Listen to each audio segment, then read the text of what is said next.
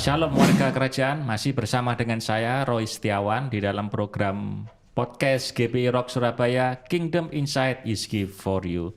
Senang sekali bertemu dengan Anda pada episode kali ini dan saya percaya Anda sudah menanti-nantikannya di dalam episode Kingdom Finance. Dan bersama dengan saya sambut Koden. Shalom. Welcome Koden, shalom. Haleluya. Pasti kabarnya baik. Dahsyat luar biasa. Dahsyat luar biasa. Dan saya berdoa, kamu pun demikian. Amin. Iya. Ya, apa yang kita mau bahas hari ini? Ya, jadi hari ini kita akan membahas tentang prinsip sedikit demi sedikit. Ya. Saya ingin mengutip di dalam kitab Amsal pasal 13 ayat yang ke-11, sebelum Kode nanti memberikan penjelasan, dikatakan bahwa harta yang cepat diperoleh akan berkurang. Tetapi siapa mengumpulkan sedikit demi sedikit menjadi kaya. Ya, ini bagaimana seperti, pendapat Koden? Ini seperti sebuah ini? paradoks. Ya. Jadi kalau saya mungkin melihatnya lebih kepada motivasi memperoleh harta itu. Jadi karena ada ayat yang lain juga yang bilang orang yang ingin cepat kaya. Nah, berarti terkait ya dengan harta yang diperoleh dengan cepat ya. Jadi harta yang cepat diperoleh akan berkurang ya, karena ya ini kalau mungkin kita kaitkan dengan misalkan gini, kebiasaan para penjudi misalkan. Intinya kan seperti orang judi atau lotre ya. Uang panas Koden ya. Iya, uang panas ya. Intinya itu cepat dapat gitu. Cepat dapat.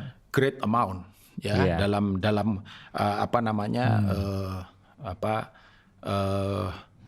jumlah yang cukup besar ya, dan Alkitab berkata itu akan berbahaya ya kan, tetapi siapa yang menguntungkan sedikit demi sedikit akan cepat kaya. Tapi hati-hati gini, ini tiba-tiba terlintas dalam pikiran saya, ada pengusaha yang tiba-tiba dapat proyek, dan ini benar, maksudnya benar ya, proyek yang bagus, benar ya, anak Tuhan bukaan jalan, seperti favor Tuhan luar biasa, dan boom, karena proyek itu dia sepertinya cepat kaya.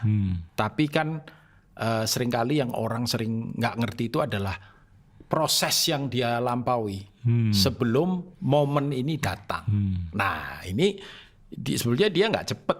Orang lihatnya cepet, tapi orang nggak ngikuti prosesnya. Sebelumnya itu. Ini saya mau kasih disclaimer untuk topik kita ini, karena kan penekanan kita siapa mengumpulkan sedikit demi sedikit menjadi kaya. Ya, ini bicara tentang proses kesabaran, kesetiaan pada itu tadi ya, jalan yang diizinkan Tuhan untuk dia lalui yang mungkin tidak mudah, pergumulan-pergumulan yang dia alami, proses belajar yang dia alami, proses menuju kepada keberkatannya itu loh. Ya toh kita mau fokus ke sana gitu. Jadi seperti Koden sampaikan tadi, ini kembali lagi kepada motif Koden ya. Motif tentang orang bagaimana dia menjadi kaya, ingin cepat menjadi kaya, itu yang dan juga orang yang ingin cepat menjadi kaya somehow seringkali bisa mengorbankan prinsip kebenaran karena keinginannya itu dengan ya kan, atau separuh benar. Tidak separuh sepenuhnya bener, salah. Iya, separuh benar. Separuh benar ya enggak benar. Iya. Nah, Koden, mengapa kita perlu belajar prinsip sedikit demi sedikit ini, Koden? Iya, karena kesetiaan pada proses ya. Yang Tuhan izinkan untuk terjadi dalam kehidupan kita, termasuk yang namanya proses belajar.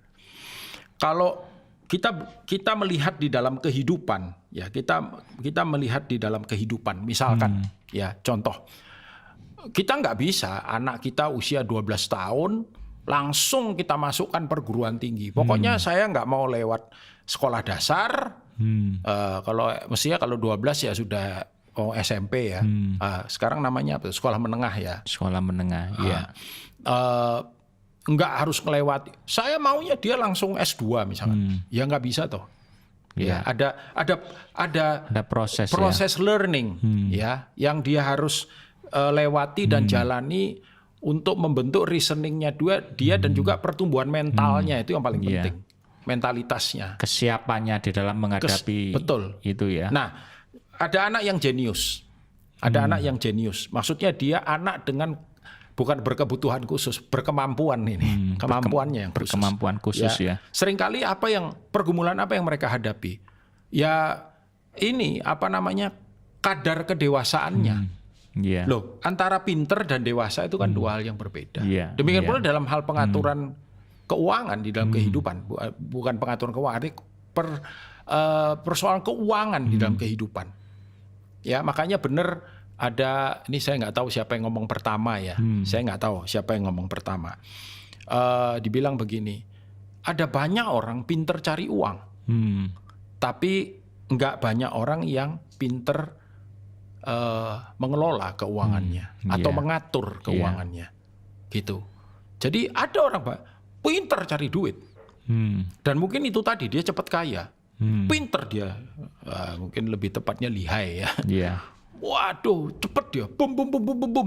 Tapi dia tidak pandai cara mengelolanya, seperti yang minggu lalu kita bicarakan. Akhirnya ya itu tadi cepat dapat, cepat hilang seperti yang tadi Alkitab sampaikan. Ya. Nah ini ada quotes tapi ini no name ya.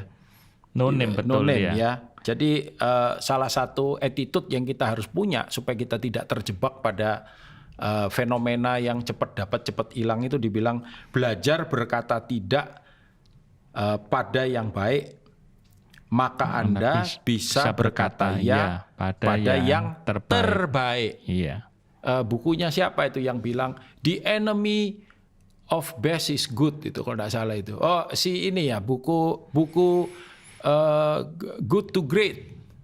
Jim Collins ya. Jim Collins ya. Kalau nggak salah ya Jim Collins ya yang bilang the enemy of great is good. Ya jadi musuh dari yang terbaik itu adalah yang baik. Yang baik Ya itu mengajarkan kepada kita bahwa di dalam kehidupan itu ada jebakan-jebakan yang kelihatannya itu baik, tapi mungkin Tuhan menyediakan Tuhan menyediakan yang terbaik, tapi kita begitu lurking dengan yang baik ini sehingga kita kehilangan yang terbaik ini.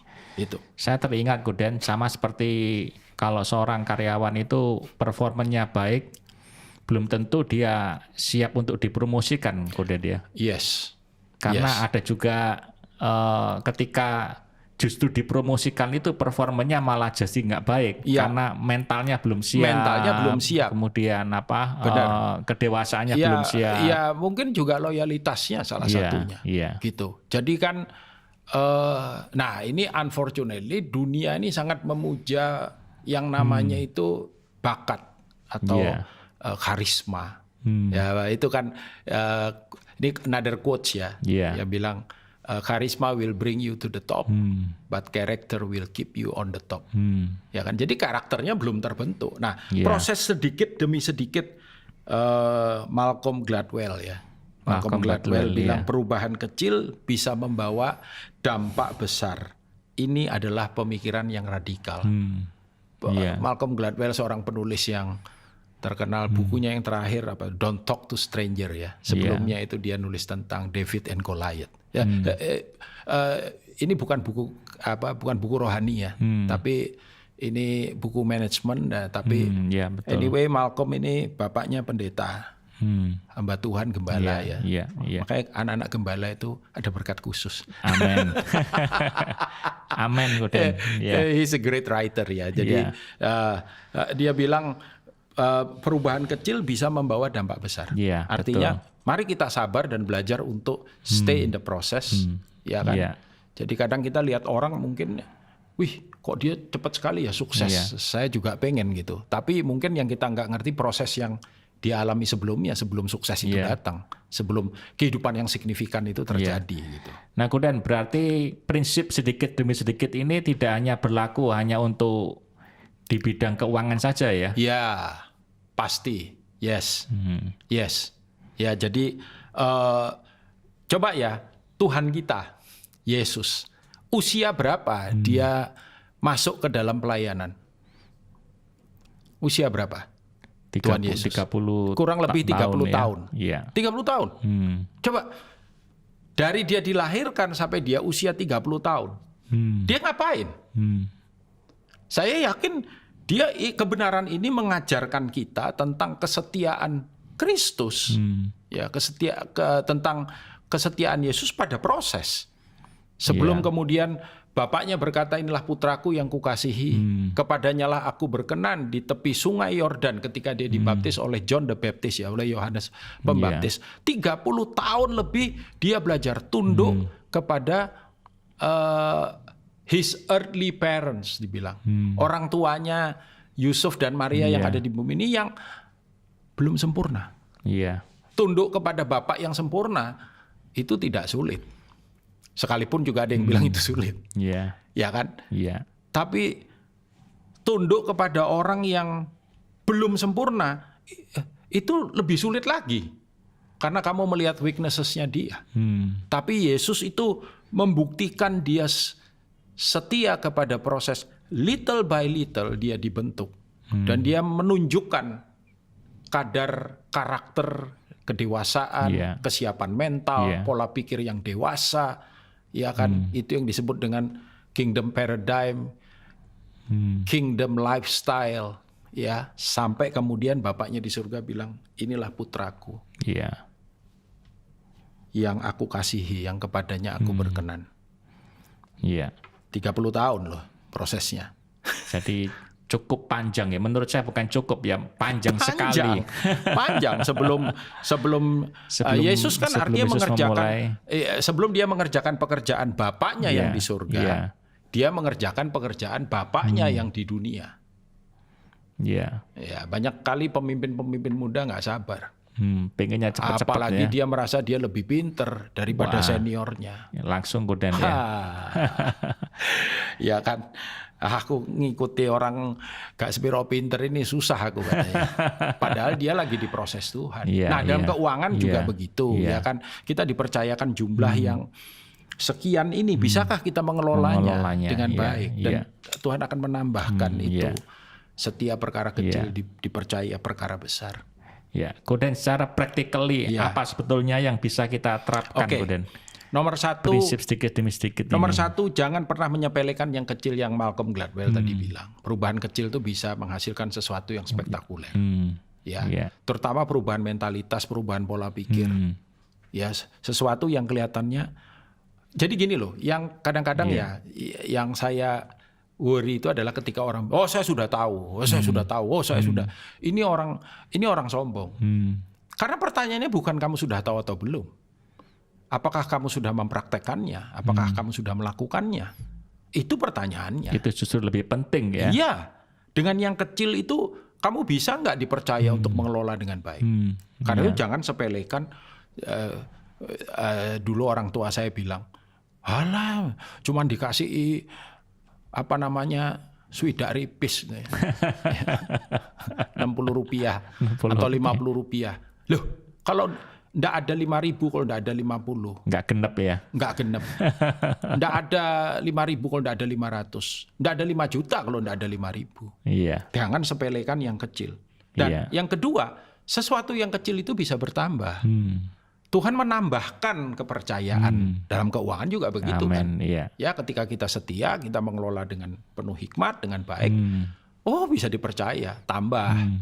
Ya kan? Itu tadi prinsip dibangun kekuatan kita untuk bisa mengakomodasi berkat besar. Sama dalam pengembalaan juga gitu. Percayakan 100, bisa nggak dikelola dengan baik, domba-domba ini? 1.000, bisa nggak? Kalau nggak ditambah. Gitu. Lalu kemudian perlu kita memiliki sikap atau pola pikir kingdom, yang konsisten. Konsisten ya. Nah, yang konsisten. Ketika contoh misalkan dalam karakter kita, dulu dipercaya Tuhan, misalkan naik mobil pertama saya itu Mazda MR, dan itu mobil rohani. Karena Mazda itu Mazmur Daud. MR itu mobil rasul. Pas ini ya, Mazmur Daud dan mobil rasul. Iya. Saya ngomongnya gitu. Waduh Pak, awake gede. Mosok numpak Mazda MR itu kan kecil. Iya toh, mobil kepik itu. Masa badannya besar? Loh, Ini yang Tuhan percayakan. Mesti Roy percaya nggak ya? Saya beli mobil itu kalau nggak salah itu ini kan udah lama banget ya, itu sekitar 20 juta. Ketika kita jual kembali, itu dibeli orang 23 juta. Malah untung ya. Iya. Lalu saya dipercaya yang lebih bagus. Iya. Lalu dipercaya lebih bagus lagi sampai hari ini. Nah kalau saya nggak bisa mengelola yang dipercaya sekarang, nggak akan ada yang lebih bagus lagi. Ya toh, jadi dari yang kecil ini bisa jadi besar dan kita konsisten nggak? Baik pada masa baik maupun masa yang tidak baik. Buruk ya. Iya. Gitu loh.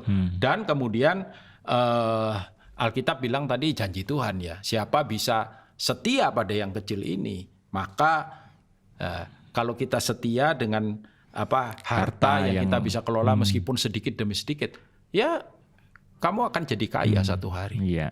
Kaya beneran gitu. Iya. Ya kan? Tapi dengan mentalitas yang sudah matang, ya. Sudah kuat sehingga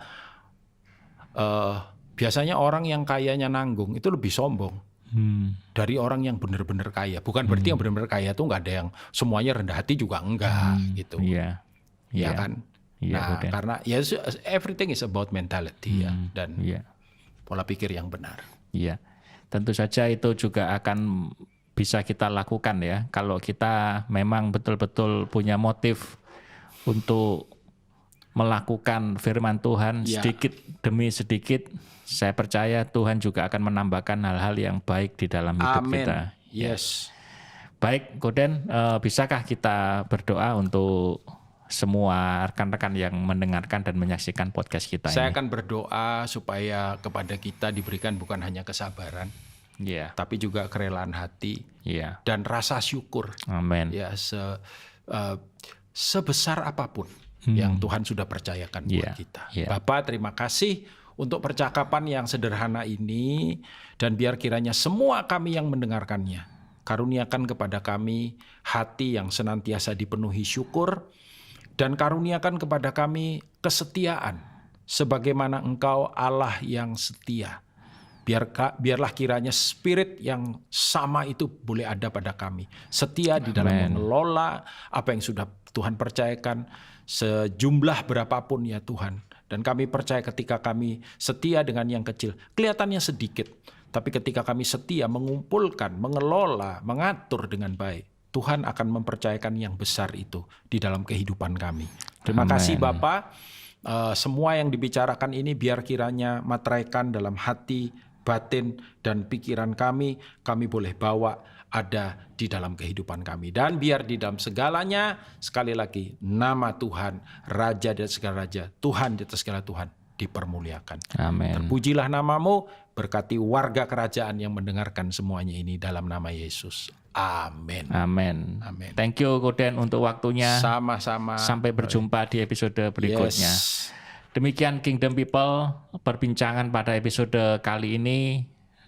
Quotes untuk hari ini adalah, setialah kepada perkara-perkara yang kecil, maka Tuhan akan memberikan kepada kita perkara-perkara yang besar. Dan Tuhan pasti akan membuat Anda semuanya menjadi kaya dan berkelimpahan.